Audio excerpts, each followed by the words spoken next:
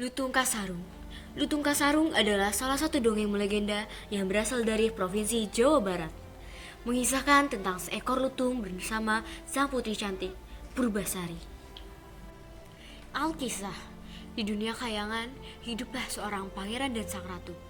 Ia meminta anak semata wayangnya untuk menikah. Wahai anakku, menikahlah. Ibu ingin melihatmu hidup bahagia bersama wanita pilihanmu. Maaf ibu, tetapi aku hanya ingin menikahi gadis cantik dirimu. Dan aku tidak menemukan gadis cantik ibu di dunia khayangan ini. Apabila kau ingin menemukan gadis secantik diriku, kau hanya bisa menemukannya di alam dunia. Tetapi syaratnya, kau tidak bisa ke dunia dalam wujud tampan seperti ini. Kau harus berubah menjadi lutung. Apakah kau bersedia? Dengan senang hati ibu.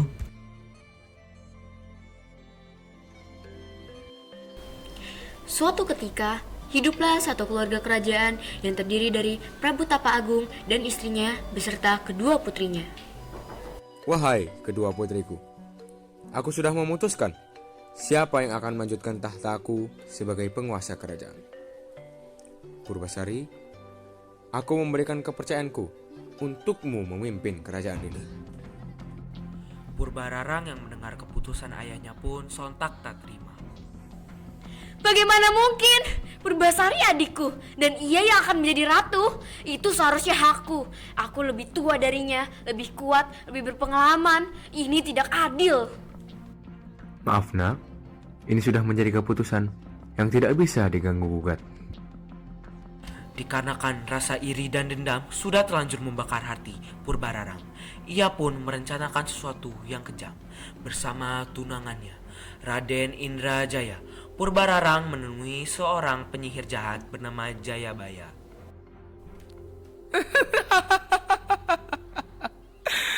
Apa yang kau inginkan, Purbararang?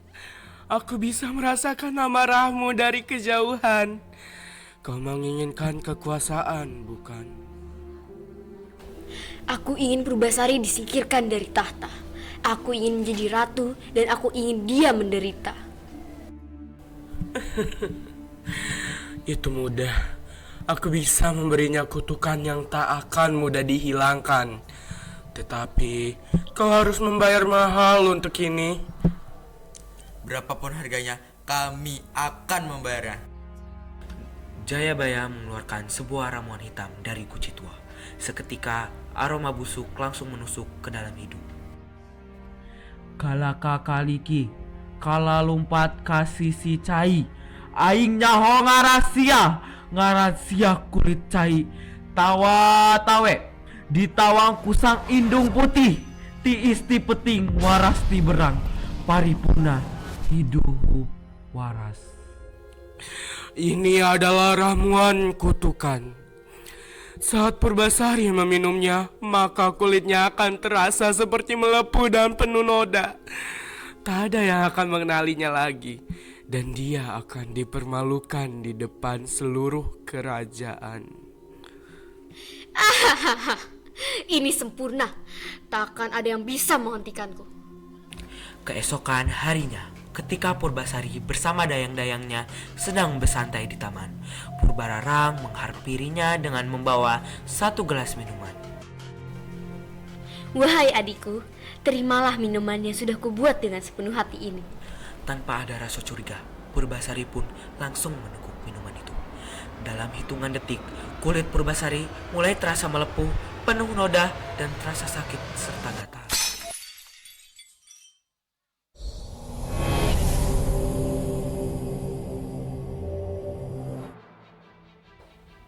Apa yang terjadi padaku? Kulitku! Ini tidak mungkin. Seluruh istana terkejut melihat perubahan drastis pada Purbasari. Para bangsawan mulai bergunjing dan rakyat mulai berbisik-bisik.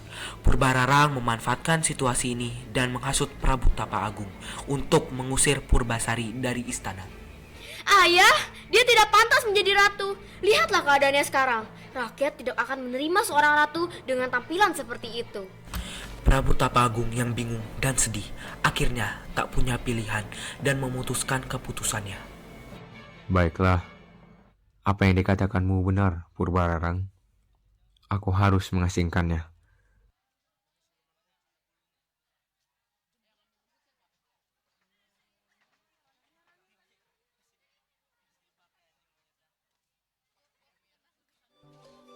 Purbasari dibawa ke hutan oleh 2 orang pengawal setianya. Di tengah kesedihannya, 2 pengawal itu tetap menunjukkan belas kasihnya. Maafkan saya, Tuan Putri. Saya tidak bisa melawan perintah. Tetapi, saya akan membangun sebuah gubuk untuk Anda di sini agar Anda bisa berlindung. Tidak apa-apa, aku tahu ini bukan salahmu. Terima kasih atas kebaikanmu. Setelah pengawal pergi, Purbasari menjalani hari-harinya sendirian di hutan. Hari-hari panjang penuh kesepian dan rasa hancur terus menghantuinya. Suatu hari ketika Purbasari sedang duduk di depan gubuknya, tiba-tiba seekor lutung muncul dari balik pohon.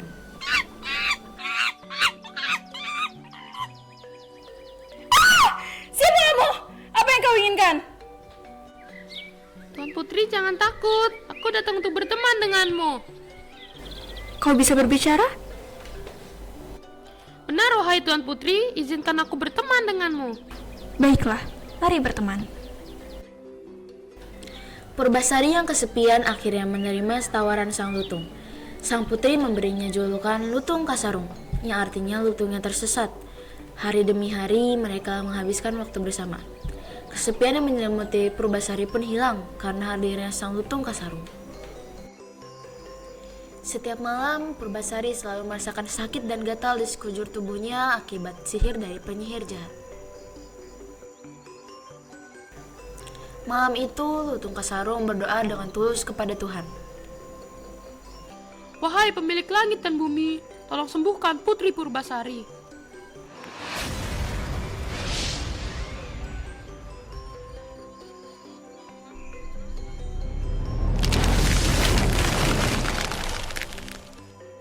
Tak lama kemudian, sebuah telaga kecil muncul di depannya, dipenuhi air yang jernih dan berkilauan di bawah sinar bulan.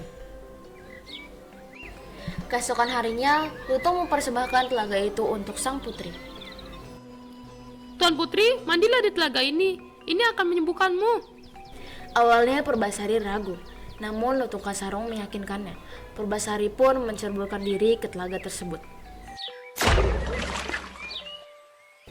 Ajaibnya, kulit Purbasari yang sebelumnya hitam dan bernoda berubah kembali menjadi cerah dan cantik, bahkan lebih cantik dari sebelumnya.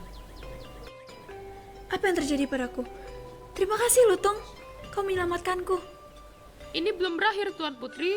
Kita harus kembali ke istana dan mengakhiri semua ini.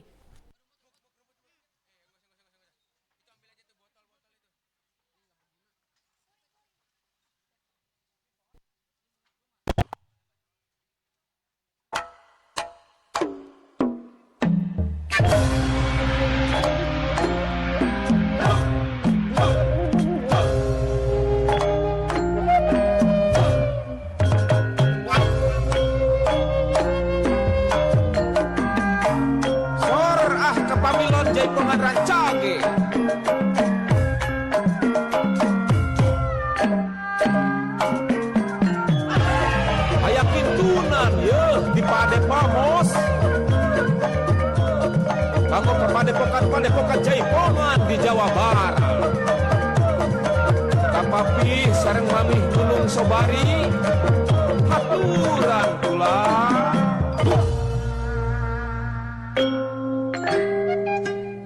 Mangsana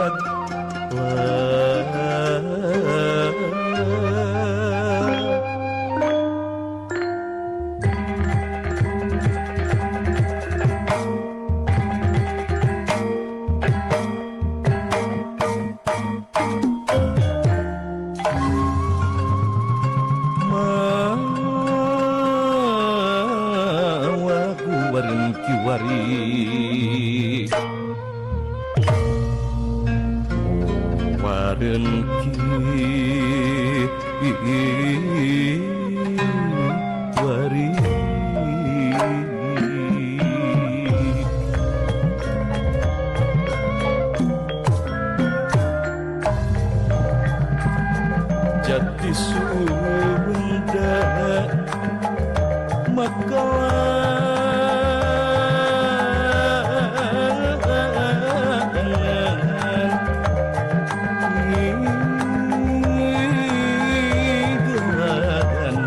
wiratma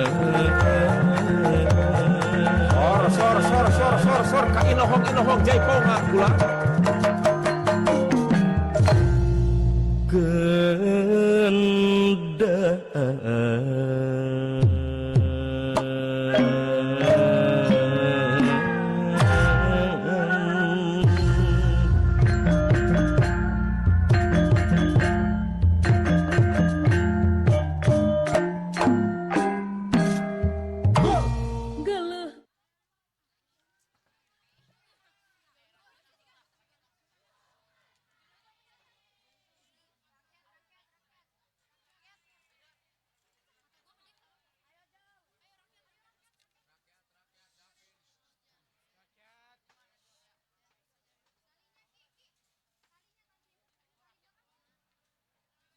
Purbasari dan Lutung Kasarung kembali ke istana, diiringi tatapan takjub dari semua orang. Rakyat kagum dengan kecantikan Purbasari yang kembali seperti semula. Purbararang yang melihat kedatangan adiknya menjadi marah dan panik. Bagaimana mungkin? Bagaimana caranya kau bisa kembali menjadi cantik? Ini semua berkat Lutung Kasarung. Dia menyelamatkanku. Begini saja, kita minta pendapat rakyat tentang siapa yang lebih cantik di antara kita. Aku yakin semua dari mereka akan memilihku. Purbararang yang masih dipenuhi dendam menentang Purbasari dalam perlombaan untuk menentukan siapa yang lebih layak menjadi ratu. Akhirnya dilakukanlah pemungutan suara. Seluruh warga dikumpulkan di halaman kerajaan. Wahai para rakyat, siapa yang lebih cantik di antara Putri Purbararang dan Purbasari? Yang memilih Putri Purbararang silahkan angkat tangan. Sekarang yang memilih Putri Purbasari angkat tangan. Dan hasilnya membuat Purbararang murka, karena tentu para rakyat memilih Purbasari sebagai putri tercantik. Purbararang yang masih belum terima dengan kekalahannya meminta satu perlombaan lagi, yaitu pasangan siapa yang lebih tampan dan gagah. Raden Indrajaya yang sudah terkenal dengan kegagahannya pun dengan percaya diri menantang Purbasari. Mana pasanganmu, Purbasari? Lutung, aku memilih pasanganku Lutung Kasarung. Purbararang dan Raden Indrajaya seketika tertawa terbahak-bahak mengejek Purbasari yang memilih Lutung sebagai pasangannya. Lutung Kasarung yang kesal dengan ejekan Purbararang dan tunangannya pun meminta untuk dikembalikan ke wujud semula, yang sangat tampan dan gagah.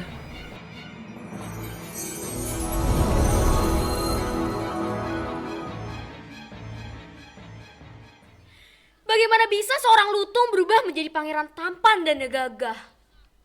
Sudah jelas, pasangan yang lebih tampan dan gagah dimenangkan oleh Purbasari dan Pangeran Guruminda.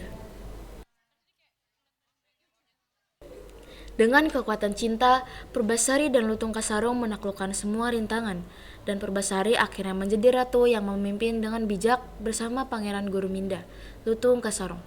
Purbararang pun akhirnya meminta maaf dan semua kembali damai.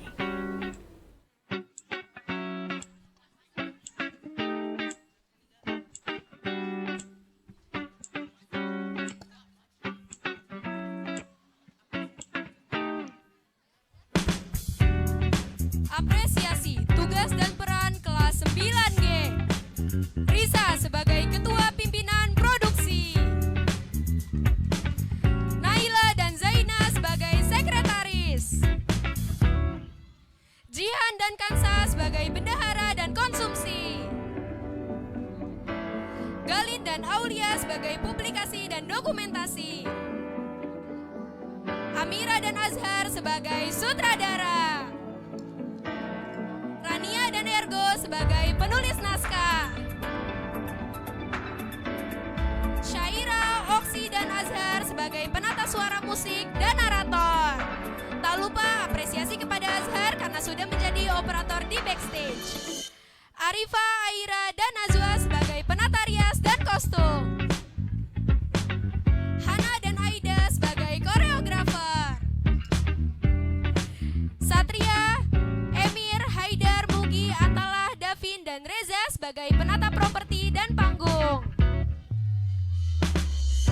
Zola sebagai Lutung Kasarung. Rania sebagai Putri Purbasari. Oksi sebagai Putri Purbararang. Risa sebagai Ratu Kayangan. Emir sebagai Pangeran Guruminda. Abihu sebagai Raden Indrajaya. Satria sebagai Raja Kerajaan. Arifah sebagai Ratu Kerajaan. Najwa, Aira, Amira, Kansa, Syaira, dan Jihan sebagai dayang-dayang.